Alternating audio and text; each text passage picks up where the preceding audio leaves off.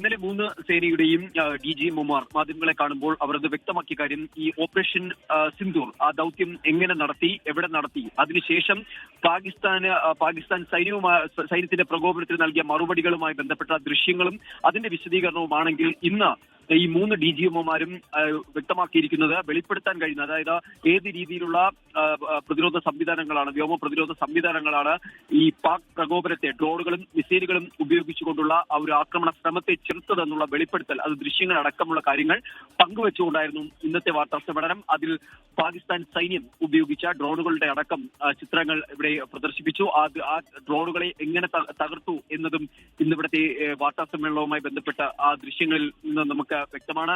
ഇതിൽ പറയുന്നത് പാകിസ്ഥാൻ സൈന്യം ഭീകരർക്ക് വേണ്ടി ഇടപെട്ട സാഹചര്യത്തിലാണ് ഇന്ത്യക്ക് ഇതിന് കൃത്യമായ മറുപടി നൽകേണ്ടതായി വന്നത്. അതിന് കൃത്യമായ മറുപടി നൽകുകയും ചെയ്തു. ഇന്ത്യയുടെ വ്യോമ പ്രതിരോധ സംവിധാനം പാകിസ്ഥാന്റെ ലക്ഷ്യങ്ങളെ തകർത്തു. അതിൽ ഉപയോഗിച്ചിരുന്ന, അതായത് ഹാർഡ് കിൽ പ്രതിരോധ സംവിധാനങ്ങൾ വരെ ഇതിനായി പാകിസ്ഥാന്റെ പല മിസൈലുകളെയും തകർത്തതായി ഇവിടെ പറയുകയുണ്ടായി. ഒപ്പം തന്നെ പാക് പ്രയോഗിച്ച മിസൈലുകളുടെയും ഡ്രോണുകളുടെയും വിശദാംശങ്ങൾ കൂടി ഇന്ന് ഈ വാർത്താ സമ്മേളനത്തിൽ പറയുകയുണ്ടായി. അതിൽ ചൈനീസ് നിർമ്മിത മിസൈലുകൾ പാകിസ്ഥാൻ ഉപയോഗിച്ചു, എന്നാൽ അതിനെയും നിലം പരിശാക്കി നമ്മുടെ വ്യോമ പ്രതിരോധ സംവിധാനങ്ങൾ എന്നതാണ് വാർത്താ സമ്മേളനത്തിൽ പറഞ്ഞിരിക്കുന്നത്.